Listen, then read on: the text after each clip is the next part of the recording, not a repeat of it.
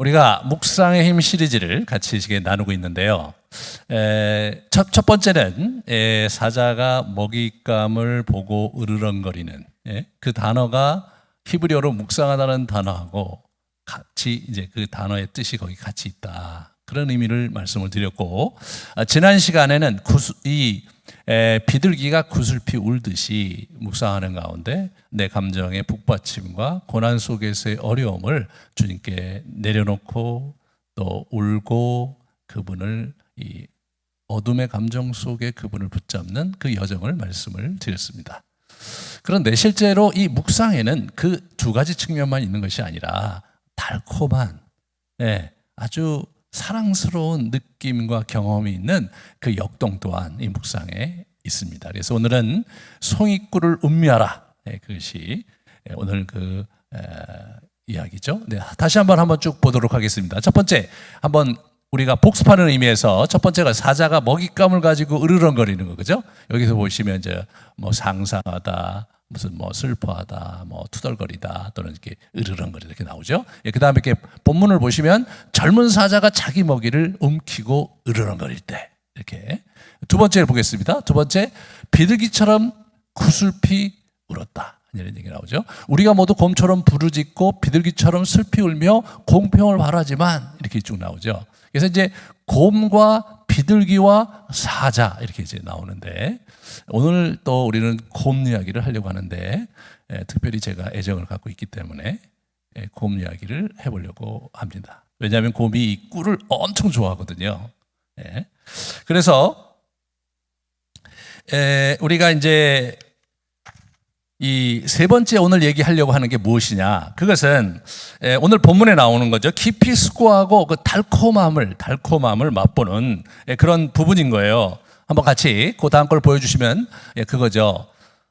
작은 소리로 읊조린다는 그렇게 번역을 했고 또 묵상이라고 번역했는데 시편 119편에 이 단어가 5번 나와요. 그런데 이제까지 지난주까지 2주에 걸쳐서 했던 단어와는 다른 단어입니다. 이 단어는 그림 언어의 단어가 아니고 좀 사고와 깊이 숙고하는 그런 지적인 언어의 강조점이 있는 단어예요. 그래서 폰더, 그죠? muse, complain 이런 영어 번역으로 이제 번역이 돼 있습니다. 그래서 세 번역에 보면 나는 주의 법을 명상하나이다 이렇게 나오죠.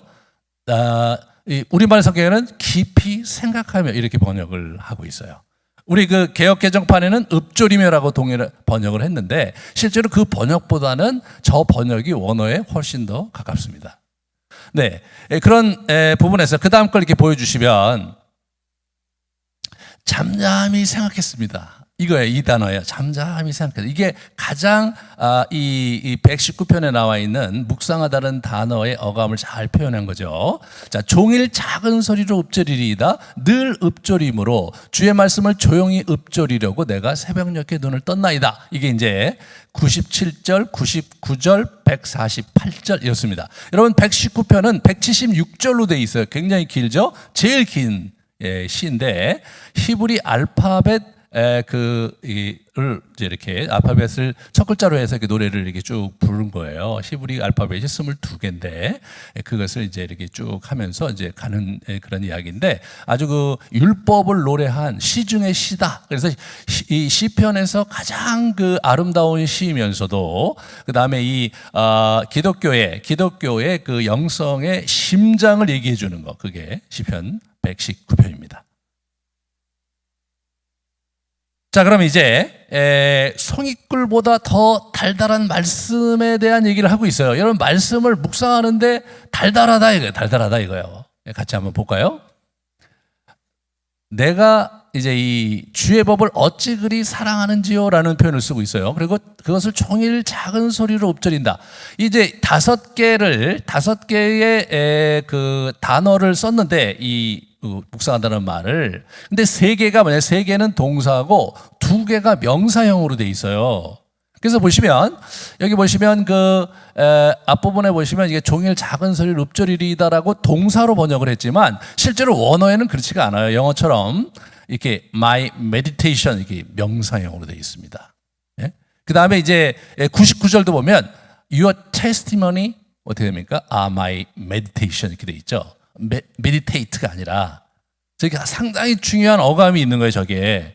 왜냐하면 다른 데는 다 동사를 썼는데 저기는 명사형을 썼단 말이죠. 여기 시에서 어떤 시인이 동사형으로 그 부분을 묘사할 때하고 명사형으로 이렇게 묘사할 때는 어감의 차이가 분명히 있는 거죠. 이 시가 아니라면 뭐 넘어갈 수 있을지 모르지만 이 부분을 우리가 오늘 주목하려고 하는데, 오늘 본문 이제 중에서 97절과 99절을 이렇게 보여주시면 이렇게 그 앞부분을 같이 그렇게 했고, 그 다음 걸 보여주시면요. 자, 이제 뭐가 있냐면 이 묵상의 그 이 유익과 열매를 우리가 생각해 볼 수 있어요. 첫 번째, 이게 98절에 보시면 삶의 지혜가 되는 거예요. 98절에 이렇게 보겠어요. 주의 계명들이 항상 나와 함께 하심으로 그것들이 나를 원수보다 지혜롭게 한다. 이 지혜가 여기서 온다는 게 지혜가. 그 다음에 두 번째로 뭡니까? 99절과 100절에 아주 재미난 얘기를 하고 있어요. 내가 주의 증거들을 늘 읊조림으로 나의 명철이 나의 모든 스승보다 낫다 이거죠. 예? 주의 법도들을 지킴으로 나의 명철함이 노인보다 낫다. 이 표현을 이제 하고 있거든요. 자, 우리가 인류의 그 지혜가 이제 축적된 것은 이제 우리 책들에 많이 축적이 돼 있잖아요. 책들에 많이 축적이 돼 있고, 그리고 우리의 그 선생들을 통해서 또는 아주 연륜이 있는 분들의 지혜를 이제 우리 흡수하면서 우리가 이제 지식을 또는 지혜를 얻게 되는데, 그러나 실제로 그것을 넘어설 때는 사실은 영감이 필요하죠. 네? 영감이 필요합니다. 책에 나와 있거나 누가 가지고 있는 지식이 아니라 그것을 뛰어넘고 그것을 보다 좀 더 고차원적인 그런 형태로 우리의 삶을 이끌어가는 통찰을 얻으려면 영감이 필요해요. 영감이. 그 영감이 어디로부터 오는 거냐면 우리 그리스도인들에게는 이 율법으로부터, 말씀으로부터 그 영감이 오거든요. 그런데 우리가 뭐 그렇게까지 할 만한 열정도 없거니와 많은 경우 우리는 사실 영감보다도 현실에 급급해서 있는 지식을 갖고 어떻게 요령껏 살아갈까에 더 많은 시간을 보내고 있는 터라 사실 그런 것을 시도한 것은 생각보다 어려운 일이죠. 하지만 우리가 이제 나이가 들어가고 연륜이 쌓여가거나 또는 우리가 여태까지 경험해보지 못한 그러한 상황 가운데 우리가 들어갈 때는 기존에 우리가 갖고 있던 생각의 틀과 패러다임을 뛰어넘어서 그것을 우리가 어떻게 그 환난과 어려움을 헤쳐갈 수 있을까라는 데 있어서 새로운 차원의 통찰력이 필요한 거죠. 요즘과 같은 이 코로나 상황 속에서 그렇지 않습니까? 인류가 한 번도 이렇게 지구적으로 경험해 못한, 물론 뭐 팬데믹이 있긴 했지만 역사적으로 이렇게까지 편만하고 빠르게, 왜냐하면 우리 운송수단이 네트워크가 돼 있으면서 이게 빠르게 번졌지 않습니까? 그런 형태로 이게 진행된 적은 없고, 이 현대 문명이 이 코로나 앞에서 맥을 못 추는. 그리고 문제는 뭐냐면 이게 언제 끝날지를 예측할 수 없는, 그리고 이것이 우리의 삶에 분명히 치명타를 입히고 우리의 경제와 정치에 엄청난 변화를 일으킬 것은 너무나 분명한데 실제로는 어떻게 될지 누구도 예측할 수 없는, 그렇지 않습니까? 네. 그런 시대를 살고 있을 때 우리는 기존의 우리의 생각의 틀과 기존에 우리의 살아왔던 방식을 제거하게 됩니다. 그리고 새롭게 미래를 이렇게 열어가야 될 터인데, 그때 영감이 필요한데 그 영감의 원천이 성경보다 더 좋은 것은 없는 겁니다. 여러분과 제가 이 부분에서 이 귀한 영감의 원천이요 보고가 되는 이 성경을 갖고 있으면서도 우리가 그 유익을 누리지 못한다는 것은 상당히 불행한 일입니다.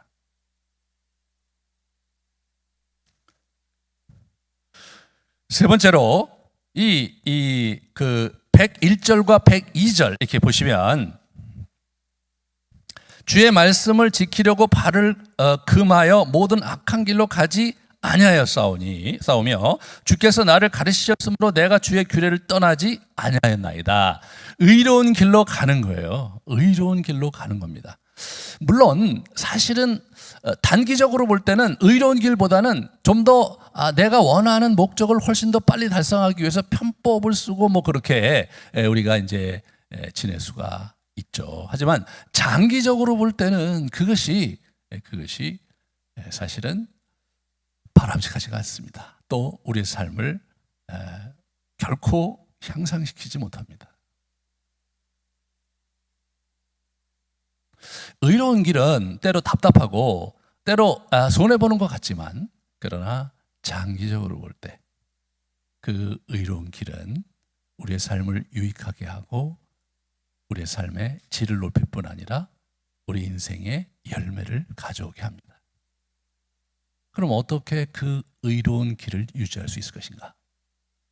네, 하나님의 말씀을 묵상함으로써 내 마음을 지키고 내 길을 바라보면서 갈 수 있다는 겁니다.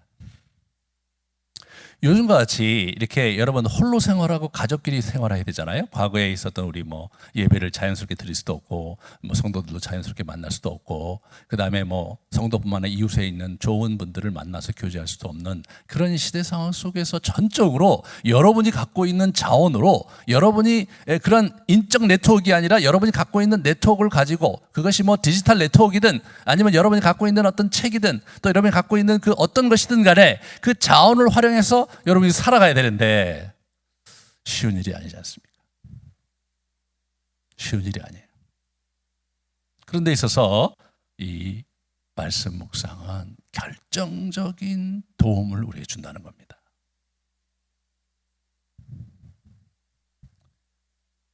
의로운 인생살이를 가능하게 하는 거죠. 네 번째로 보시면 그런 문제에 있어서 가장 중요한 것이 우리의 허물을 성찰하고 정직한 길로 가는 거예요. 이제 오늘 그 시편 19편 11절서부터 이렇게 보시면 자기의 허물을 능히 깨달을 자 누구리요? 나를 숨은 허물에서 벗어나게 하소서. 그 죄가 나를 주장하지 못하게 하소서. 그리하면 내가 정직하여 큰 죄가에서 벗어나겠나이다. 이 시편 19편 또한 119편과 같이 율법을 노래한 그 또 다른 시이거든요. 거기에 이제 그 허물을 능히 깨닫는다. 자기 자신의 허물을 깨닫는 거예요. 자기 자신의 죄를 깨닫는 거예요. 보통 이제 우리의 허물과 죄를 깨닫는다는 것 자체가 굉장히 윤리적이고 도덕적인 차원에서 우리 생각하시면 안 돼요. 우리가 윤리적으로 도덕적으로 내가 큰 문제 없이 산다고 하지만 우리의 허물로 인해서 우리 가장 가까이 있는 사람들이 상처를 입을 때가 있습니다, 여러분. 우리 자신이 누구인지에 대한 좀 더 객관적이고 명료한 성찰이 일어나야 되고, 내가 때로 위기 상황 속에서 감정이 북받쳐 오를 때 내가 어떻게 나를 표현하고 주변 사람들에게 영향을 주는가에 대한 자의식이 선명하게 이루어질 때, 여러분 선명하게 이루어질 때, 그럴 때 비로소 내가 온전해지는 것이고 내가 내 주변에 사랑하는 사람들과 함께 행복의 길로, 복된 길로 갈 수 있는 겁니다. 만약 그게 안 된다면 나는 선하게 살고 있는데, 나는 그냥 기쁘게 살고 있는데 실제로 내 주변에 있는 사람은 고통 가운데 살 수 있습니다. 우리 그리스도인도 마찬가지예요. 우리가 하나님 앞에 복받을 자이고 하나님 우리와 함께 하신다, 이런 그 도구마에 빠져버리면, 객관화를 놓쳐버리면 사실은 우리는 하나님께 복받는 자고 하나님께 열심히 봉사하고 하나님의 은혜를 놓고 산다고 하는데, 우리 주변에 있는 사람이 우리를 보고 눈살을 찌푸리고, 그리고 사회에 해악을 끼치고 사회의 근심거리와 걱정거리로 돌변하고 마는 겁니다, 여러분.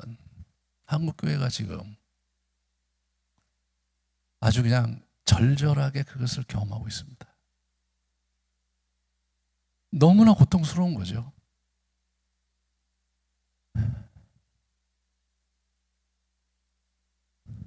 도대체 우리가 왜 교회를 다니고 예수를 믿습니까? 인간답게 살려고, 제대로 된 인간의 모습을 갖고 살려고 이게 사는 거 아니겠습니까? 우리가 천국에 가서 또는 이 땅에서 그분에게 복을 얻고 그러려고 하는 그 사이비 또는 샤머니즘, 그런 아주 수준 낮은 그런 종교 활동을 하려고 우리가 교회에 다니는 건 아니잖아요. 우리는 진리를 갖고 있고 우리가 믿는 하나님은 온 땅을 만드셨을 뿐만 아니라 지으시고 지금도 운행하시는, 그리고 의롭고 또 의로울 뿐 아니라 인간들을 사랑하시고 인간들의 삶에 복을 끼치시고자 자기의 독생자 예수 그리스도를 이 땅에 보내신 그 하나님을 섬기고 있는 그런 자들이 저와 여러분이지 않습니까?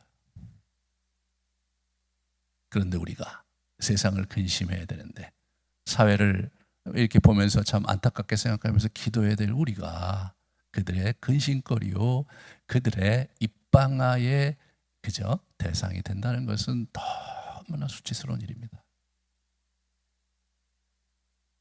저는 뭐 여러 가지 이유가 있겠지만 본질적으로 이런 부분을 생각해 볼 수 있어요. 성경 말씀을 깊이 묵상하는 삶을 우리 한국 교회가 충분히 체화시키지 못했다. 만약 우리의 영성 생활의 근간인 하나님의 말씀을 깊이 묵상하고 기도하는 온전히 배우고 익혔다면 절대로 그럴 수가 없다. 절대로 그럴 수가 없다.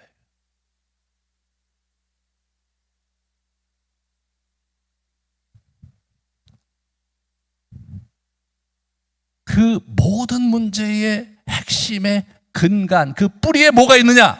그 뿌리에 하나님의 말씀을 묵상하며 체화하면서 그 말씀과 더불어 사는 아주 그 베이직한, 아주 기본적이고 기초적인 영성 생활에 거기에 금이 가고 문제가 생겼기 때문에 그런 열매를 가져온 것입니다. 하나님의 말씀을 붙잡고 살아갈 때 104절에 보시면 이런 말씀이 나와요. 주의 법도들로 말미암아 내가 명철하게 되었으므로 모든 거짓 행위를 미워한다. 거짓 행위를 미워한다는 거예요. 이 아주 의지가 생기는 거예요. 거짓 행위를 거부하는 의지가 생기는 겁니다. 이것이 이 말씀 묵상이 주는 굉장히 중요한 유익 중에 하나고, 두 번째는 이 꿀보다 더 달달하다는 거예요. 103절에 얘기하고 있죠. 주의 말씀의 맛이 내게 어찌 그리 단지요, 내 입의 꿀보다 더 단아이다. 진짜 여러분, 이 뭡니까? 우리가 말씀을 깊이 묵상할 때 통찰과 지혜를 얻고 내 삶의 분별력을 가지고 내 인생을 옳게 살아야 될 의의 자리에 간다는 거, 이런 거는 여러분의 굉장히 사실 익숙하고 그런 문화는 모든 종교에 다 갖고 있는 거죠. 그래서 굉장히 많은 명상 문화가 지금 한국 사회에 이렇게 편만하게 일어나고 있는데, 하지만 이것은 다른 거예요. 이게 뭐냐고 하면 달콤하다는 거예요. 주의 말씀의 맛이 내게 어찌 그리 단지요, 내 입의 꿀보다 더 달다, 이런 표현을 하고 있죠. 영원히 느끼는 말씀의 실체감이 있다는 거예요. 왜? 그 말씀 속에 하나님의 임재와 하나님의 능력과 하나님 자신을 보여주시는 놀라운 신비가 담겨 있기 때문인 거죠. 그래서 이 사람은 97절, 98절에 늘 종일 묵상하며 사는 거예요. all the day. 그러니까 완전히 늘 자기가 하나님의 말씀을 묵상하고 살았다 이거예요. 묵상하고 살았다. 그 어떻게 늘 묵상하고 삽니까? 그게 좋으니까 그렇게 하는 거죠. 여러분, 인격적인 존재를 사랑할 때 그 사람을 늘 생각하는 건 자연스러운 거예요. 하지만 어떠한 팩트를, 어떠한 경구를, 어떠한 진리 문장을 내가 늘 가지고 산다는 거죠. 사실은 잘 안 되는 거예요, 그게. 사람은 인격적인 관계에서 사랑할 때 늘 생각하는 것이지, 그게 인격적인 존재와 사랑이 아니면 그렇게 갈 수가 없는 겁니다. 그래서 실제로 말씀 묵상의 힘이 어떤 영향력과 열매가 있는지 한번 우리가 좀 성경에서 가리키는 바를 한번 생각해 보려고 합니다. 먼저 시편 19편 말씀을 같이 볼 거예요. 이는 금보다 손금보다 더 귀하고 벌집에서 뚝뚝 떨어지는 송이꿀보다 더 답니다. 더 답니다. 내 입의 말과 내 마음의 묵상이 주께서 받으실 만한 것이 되기 원합니다. 이 연락되기 원한다는 표현을 개역개정에 했는데 연락이라는 말을 좀 안 쓰잖아요, 그죠? 받으실 만하게 기쁘다, 그렇게 쓸 때 이제 쓰는 거거든요. 그래서 이 부분에서 이게 주께서 받으실 만한 것이 이제 되기 원한다. 꿀같이 달고 말이에요. 주님께서 기쁘시게 받을 만한 그런 삶이 이게 내가 이 묵상하는 삶 속에서 그 이루어지기를 기대한다는 표현을 우리에게 하고 있는 겁니다. 우리 시편 119편 15절 16절 이렇게 보시면 작은 소리로 읊조리며 하고 그 다음 구절을 보세요. 주의 율례들을 즐거워하며, 즐거움이 거기서 나오는 거예요. 작은 소리로 읊조렸나이다. 주의 증거들은 나의 즐거움이다. 이렇게 나옵니다. 즐거움입니다. 깨우침을 넘어서서요. 즐거움이 있는 거예요. 즐거움이 있는 겁니다. 기쁨이 있는 거예요.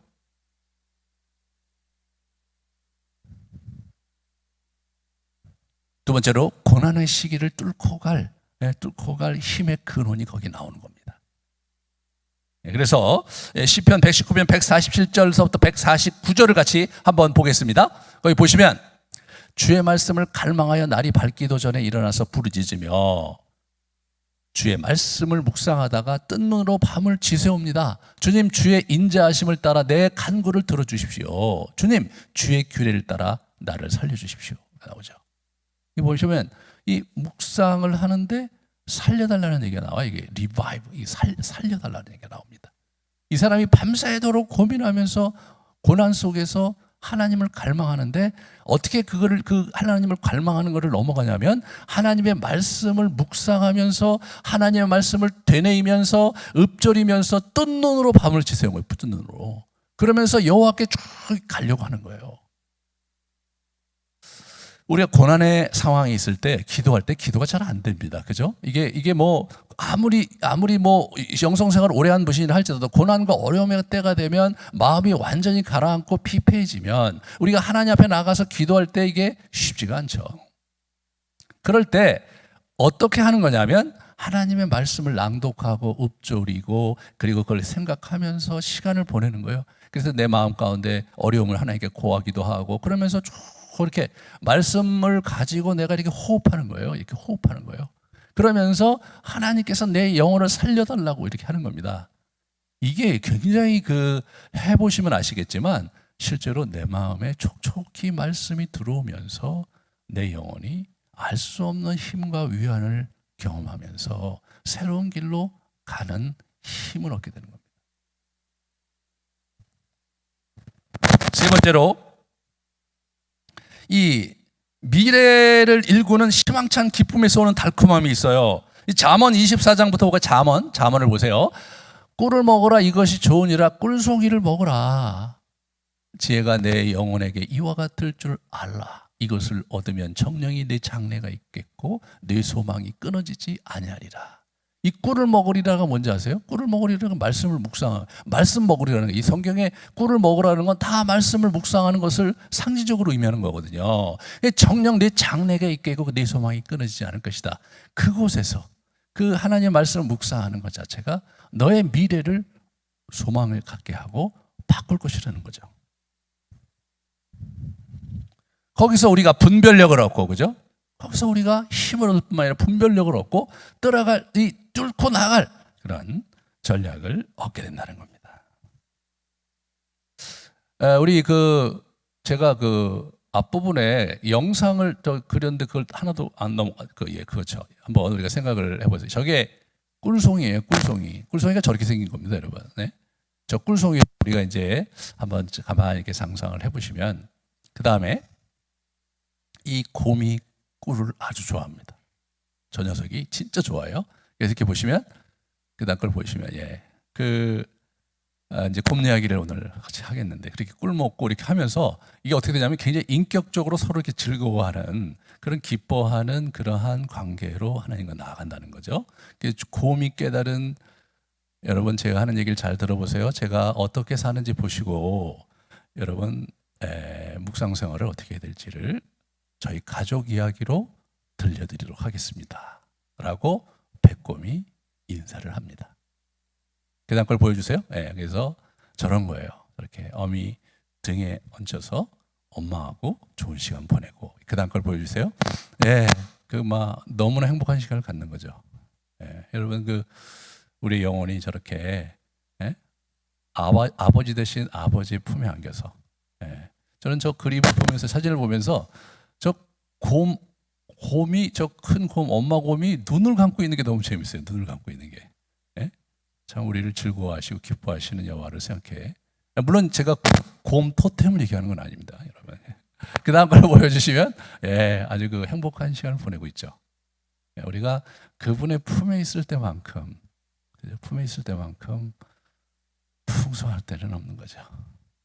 그 다음에요. 아주 좋은 시간 보내고 있습니다. 즐겁고 장난을 치고 있죠. 그 다음에 또 즐거운 시간을 서로 보내면서 어우러지는 거거든요. 여러분, 이 말씀이라는 것은 그걸 묵상하는 가운데 하나님의 실존을 경험하고, 우리 이제 복음서 이미지 묵상을 하는데 거기서 예수님을 만나면서 이렇게 어우러지고 이게 역동이 생기는 거거든요. 역동이 막 일어나는 거예요. 그것이 그렇기 때문에 달콤한 겁니다. 꿀을 먹는 것처럼 달콤한 거예요. 그 다음 걸 보여주시면, 여러분 아셨죠? 집에서 참 어렵게 사시는 우리 어린들 잘 보셨어요? 우리 엄마 아빠도 비록 재미없는 회색빛 시대를 살고 있지만 하나님의 말씀을 묵상하면서 그분과 뒹군다면 우리 가족처럼 아주 재미있게 살 수 있고 달콤한 시간 보낼 수 있습니다라고 내 친구 화이트 베어가 얘기를 합니다. 이 먹는 이야기는 사실은 거기서 끝나는 것이 아니라 이게 요한계시록까지 넘어가요. 에스겔서 요한계시록 한번 보실까요? 같이 한번 보겠습니다. 에스겔서를 보시면 너는 발견한 이것을 먹어라. 내가 입을 벌리니 그가 그 두루마리를 내게 먹이시며 이 두루마리를 내 배에 넣으며 내 창자에 채우라 하시기에 내가 먹으니 그것이 내 입에서 달기가 꿀 같다.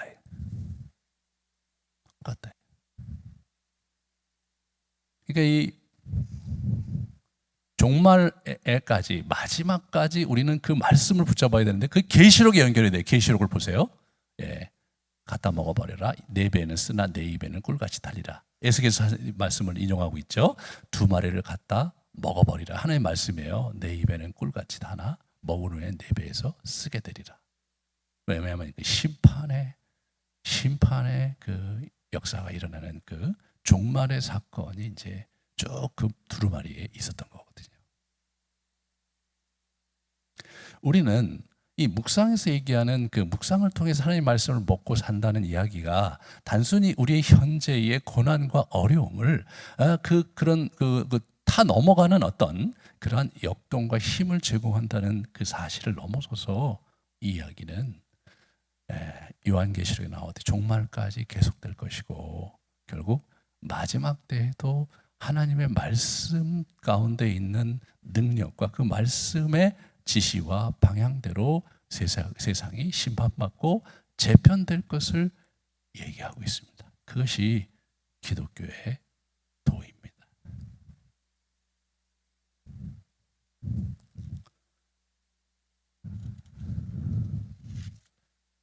그렇다면 여러분,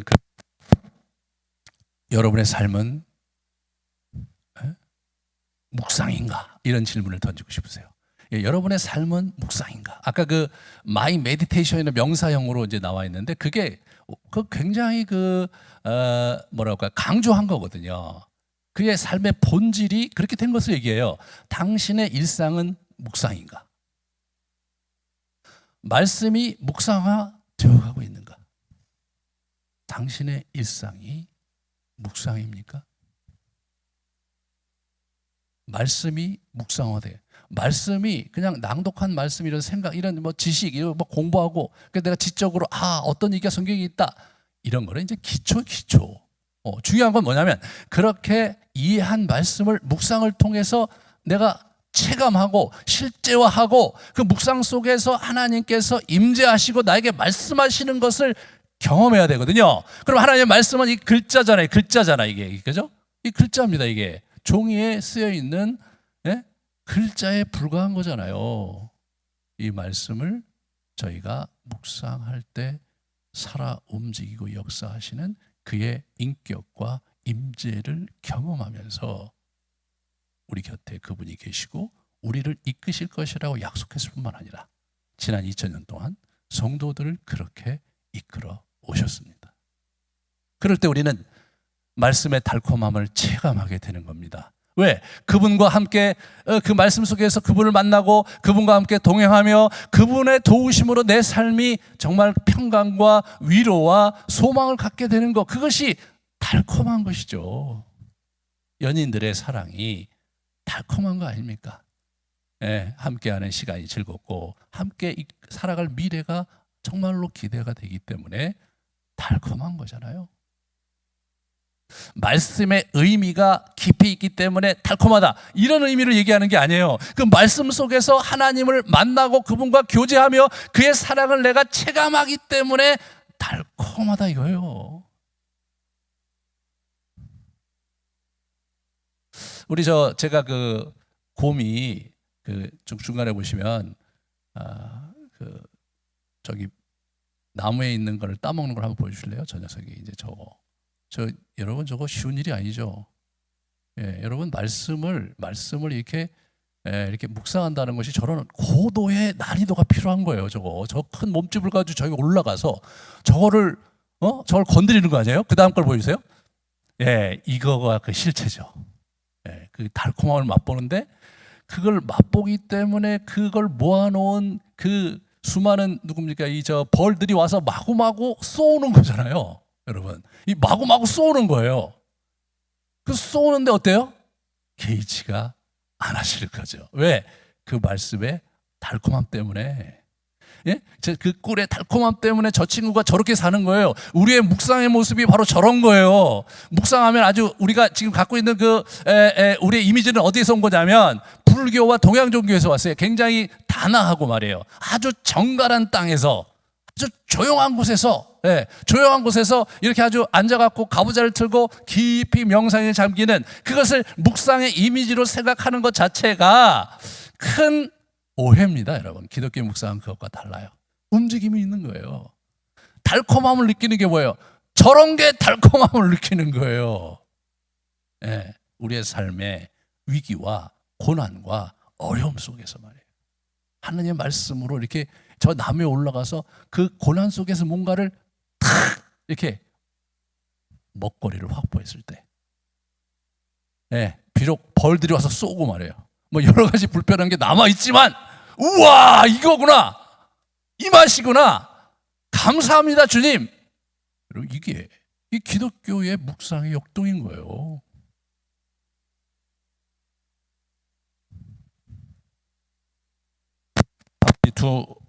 우리 질문을 하게 됩니다. 묵상으로 지혜를 터득하며 삶을 뚫어가고 있는가? 예, 지혜는 어디서 옵니까? 삶의 경험을 통합하는 데서 오잖아요. 그렇지만 우리의 경험이 한계가 있지 않습니까? 이 코로나 상황을 누가 경험했습니까? 어떤 지식과 어떤 책과 어떤 가르침에서 이 코로나 상황을 돌파할 수 있겠습니까, 여러분? 그런 건 없는 거예요. 하나님의 말씀을 묵상하고 거기서 지혜를 터득함으로써 이걸 뚫어가는 거예요. 마지막으로 묻습니다. 묵상하며 말씀에 뿌리를 내리는 영혼인가? 아니면 허망한 생각으로 떠도는 영혼인가? 이 코로나 상황 속에서 여러분, 묵상을 할 수 있잖아요. 하나님의 말씀을 묵상함으로써 내 영의 뿌리가 말씀으로 쭉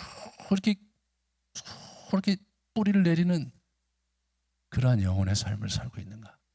아니면 현실의 이런저런 미래의 전망의 두려움과 현실의 어려움의 그 염려 속에 막 허덕이면서 허망한 생각으로 떠도는 영혼인가?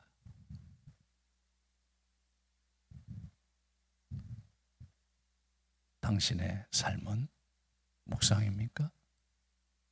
당신의 일상은 묵상입니까? 여러분의 일상을 한마디로 표현한다면 무엇입니까, 여러분? 네. 그것이 my meditation, 내 일상은 묵상이다. 그것이 여러분과 제가 도달해야 될 목표입니다.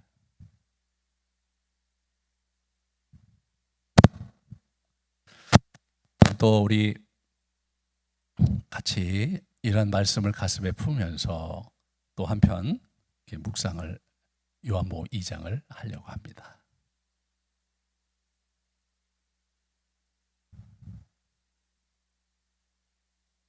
한 결혼 잔치에 참여하신 예수님께서 물로 포도주를 만든 이야기를 같이 제가 낭독을 할 터인데, 가만히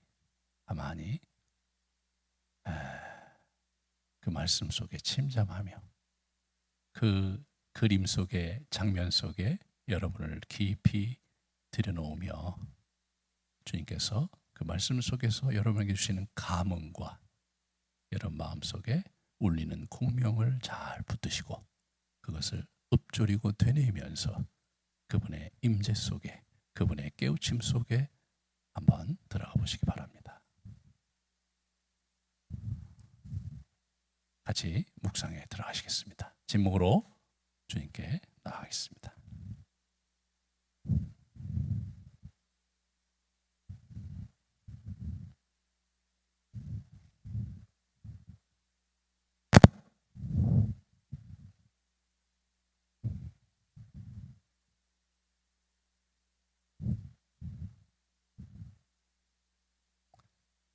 사흘째 되던 날 갈릴리 가나에 혼례가 있어 예수의 어머니도 거기 계시고 예수와 그의 제자들도 혼례의 청함을 받았더니 포도주가 떨어진지라. 예수의 어머니가 예수에게 이르되 저들에게 포도주가 없다 하니 예수께서 이르시되 여자여 나와 무슨 상관이 있나이까? 내 때가 아직 이르지 아니하였나이다. 그의 어머니가 하인들에게 이르되 너에게 무슨 말씀을 하시든지 그대로 하라 하니 아니라 거기에 유대인의 정결 예식을 따라 두세 통 들은 돌 항아리 6이 놓였는지라. 예수께서 그들에게 이르시되 항아리에 물을 채우라 하신즉 아기까지 채우니 이제는 떠서 연회장에게 갖다 주라 하심에 갖다 주었더니 연회장은 물로 된 포도주를 맛보고도 어디서 났는지 알지 못하되 물떠온 하인들은 알더라. 연회장이 신랑을 불러 말하되 사람마다 먼저 좋은 포도주를 내고 취한 후에 낮은 것을 내거늘 그대는 지금까지 좋은 포도주를 두었도다 하니라. 예수께서 이 첫 표적을 갈릴리 가나에서 행하여 그의 영광을 나타내심에 제자들이 그를 믿으니라.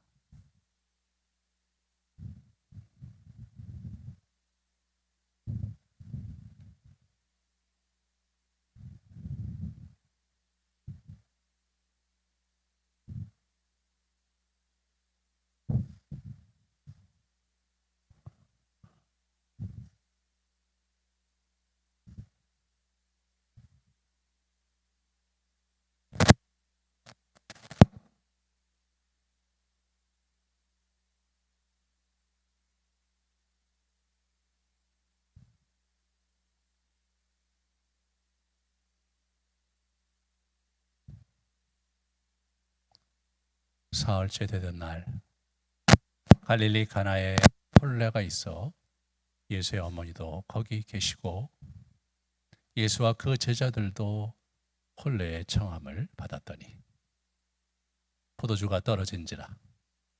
예수께서 예수의 어머니가 예수에게 이르되 저들에게 포도주가 없다 하니 예수께서 이르시되 여자여 나와 무슨 상관이 있나이까?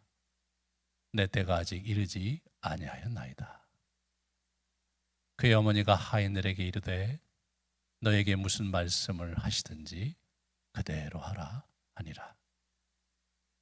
거기에 유대인의 정결 예식을 따라 두세 통 드는 돌 항아리 6이 놓였는지라.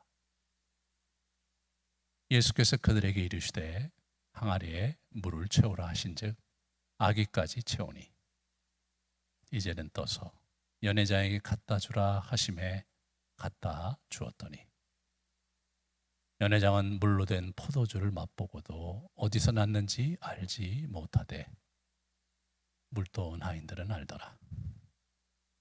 연회장이 신랑을 불러 말하되 사람마다 먼저 좋은 포도주를 내고 취한 후에 낮은 것을 내거늘 그대는 지금까지 좋은 포도주를 두었도다 하니라. 예수께서 첫 표적을 갈릴리 가나에서 행하여 그의 영광을 나타내심에 제자들이 그를 믿으니라. 아멘. 묵상에 들어가시겠습니다.